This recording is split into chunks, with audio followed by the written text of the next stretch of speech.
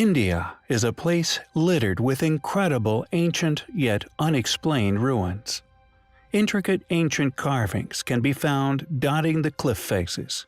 Seemingly laser-cut caves hewn from enormous rocks, and perhaps the most impressive of its collection, the rock temples hewn straight from bedrock, which can be found all over the country. We recently focused our attention on one of these sites in particular, perhaps the most impressive of these ancient temples. Known as Kailash, it is a structure drenched in sculpted animals and religious idols. Many others also exist, somehow carved straight out of stone hillsides.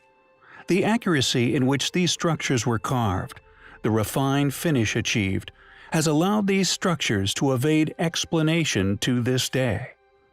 There is, in fact, another site within India, another temple, that, just like Kailash, was somehow hewn from a solid hillside.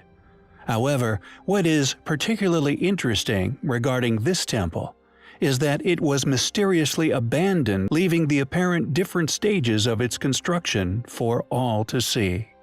Known as Vettavan Koil, it is located within Kalagumalai, a panchayat town in the South Indian state of Tamil Nadu. Intriguingly, upon the structure and the carved walls, which it is now framed by, is the same telltale chisel marks found at so many other sites around the world, an anomaly we have already covered in depth. However, what is particularly interesting regarding Vettavan Koil is the fact that these crude marks are also accompanied by the seemingly impossible perfect finished sculptures, which mystify all who peer at them to this day. It is a visual, chronological timeline cast in stone, possibly left by an as yet unknown people, using unexplained yet amazing artistic skills. The temple seemingly displays the methods used to carve it. The artist responsible crudely chiseled the design, presumably somehow from the mind's eye, then somehow professionally worked into the refined, astonishing art, which adorns so many of these ancient Indian structures. Who built Vettavan Koil? How did they achieve such perfection, with such hard stones, at such an early time in history? Is it, like academia would have you believe, a mere 1400 years old? Or is it a far more ancient structure, built using as yet unknown stone working techniques, used by an unknown group of artists? As research mounts surrounding such sites, the answers will inevitably be discovered. India possesses an enormous array of incredible ancient architectural accomplishments, mind-boggling feats of ancient engineering, many of which continue to mystify modern explorers and elude modern understandings. Exquisite details displaying prodigious artistic abilities and accuracy, ancient stone carvings, which seem all but impossible, yet here they are for all to see. We have in the past explored many of these sites. We have explored the similarities and tool marks found at other sites all over the world, the now lost methods which were utilized to once carve entire temples from a single block of bedrock.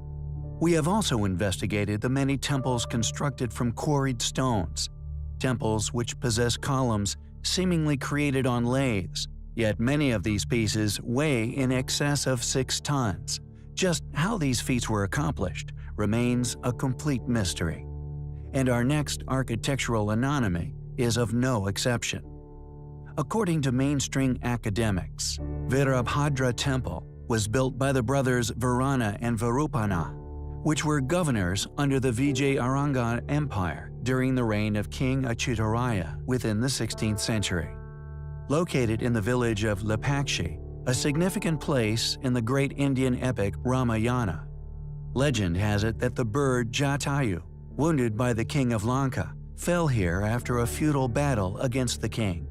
When Rama reached the spot, he saw the bird and said compassionately to him, Lepashki, meaning "arise, bird" in Telugu. Although the temple is claimed as the work of said brothers, just like that of many other incredible, inexplicable sights throughout the world. Any explanation as to how they achieved this incredible feat remains elusive. Additionally, there is one feature in particular which not only remains unexplained, but its past purpose, or perhaps more importantly, how this feature was successfully created, remains unknown. Known as the Hanging Pillar of Lopashki, it is a column which initially appears to be a weight-bearing structure. However, on closer inspection, one discovers that this column is in fact set aloft, with its significant weight somehow being dispersed along the temple's roof. It is as if the builder of said temple created the column as a statement, a display of their incredible abilities and architectural skills. The column seemingly serves no function other than to display the capabilities of the temple's builder. It is as if they were simply showing off.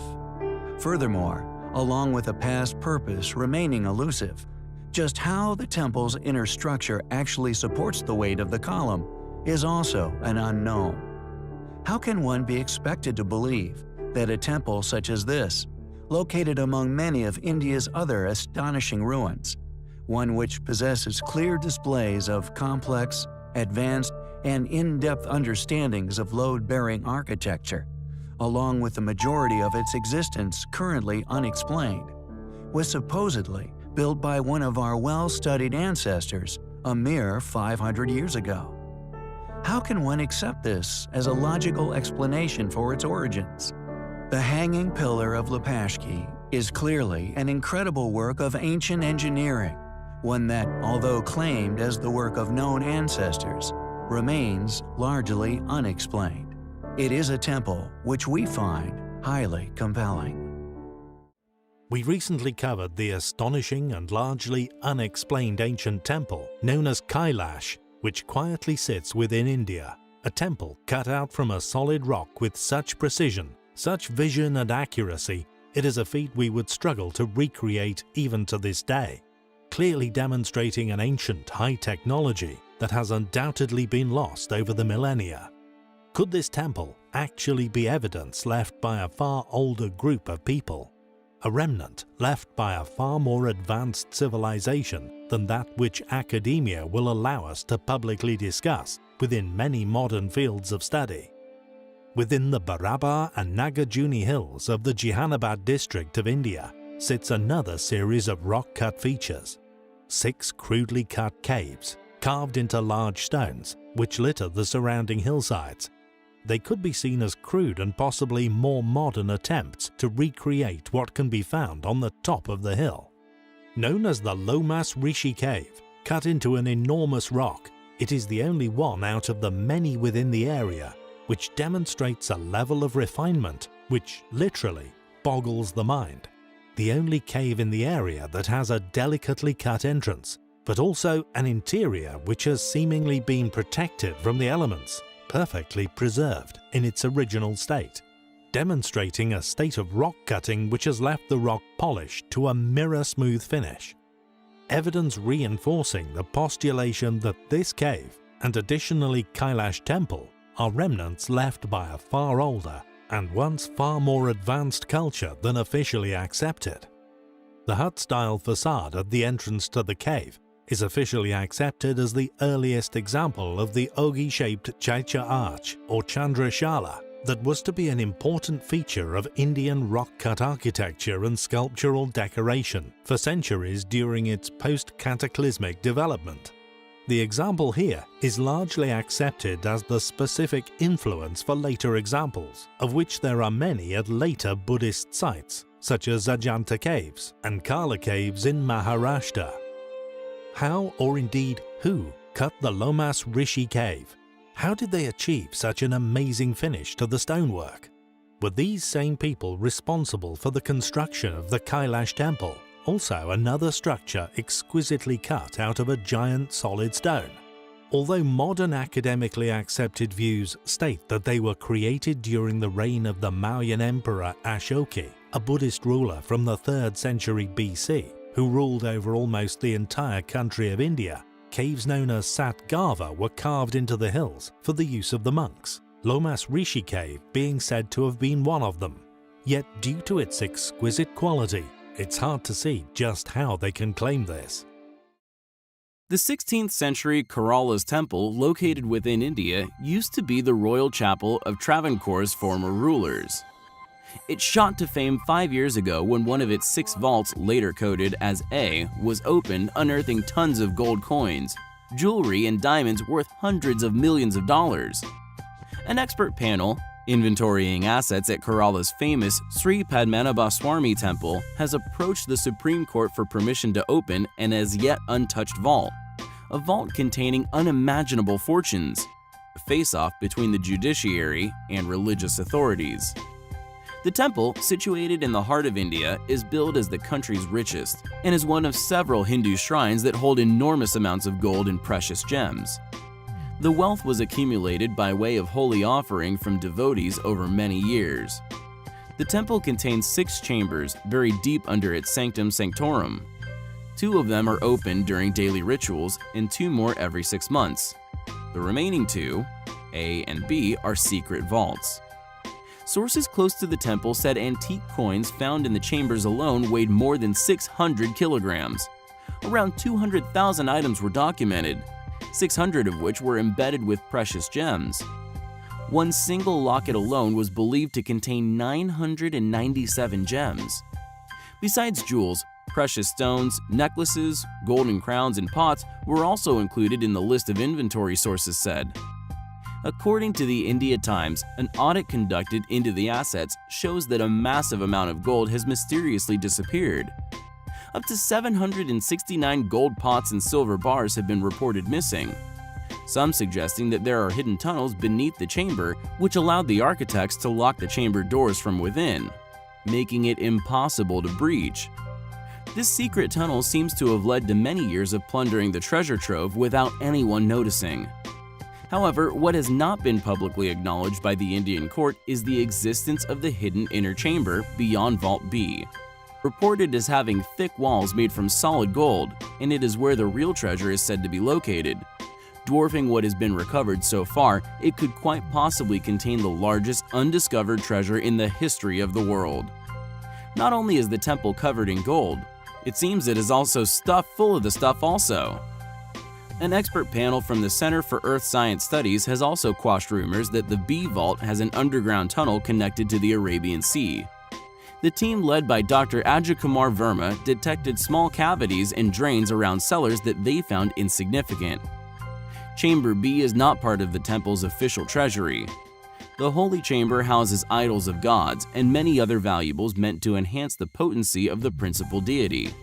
Also found was a pure golden throne adorned with hundreds of diamonds and fully precious stones, meant for the seating of a past giant that has been estimated around 18 feet in height. In addition, many other large, sometimes giant, and very old solid gold crowns were found, all studded with diamonds and other precious stones. The valuables are believed to have been accumulated in the temple's vaults over several thousand years, having been donated to the gods by various dynasties and kings. We will keep you posted on what they find in Vault B. A few months ago, we did a video regarding an enigmatic mountain, which rests within modern-day Tibet. We touched upon the amazing legends, speaking of the mountain actually being that of an ancient man-made pyramid, which, according to such legends, is placed at the center of the universe. They spoke of a mysterious giant eye placed upon the top of the mountain, an eye which, according to said legends, will reveal itself when the ice and snow within the area melts away. Akin to a story containing the Eye of Mordor, yet hopefully not as malevolent.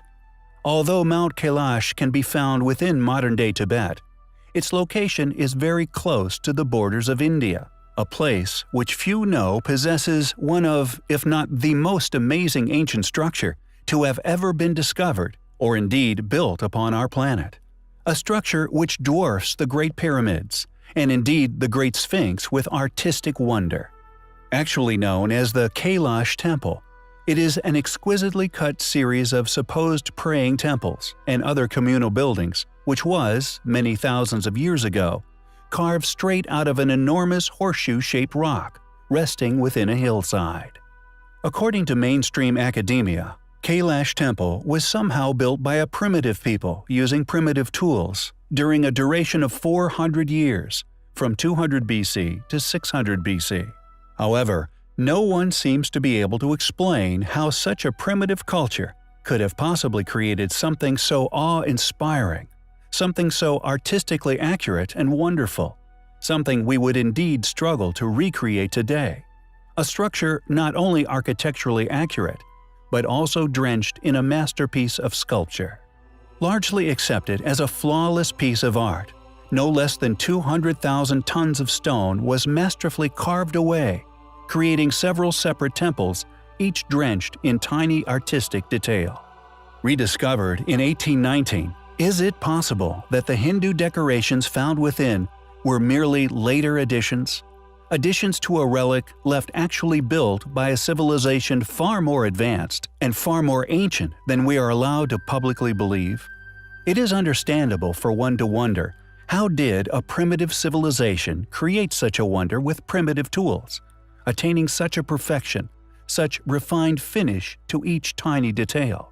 It is conveniently unexplained just how they managed to cut into this single block of rock with such precision and indeed vision, adorning the structure with thousands of animals.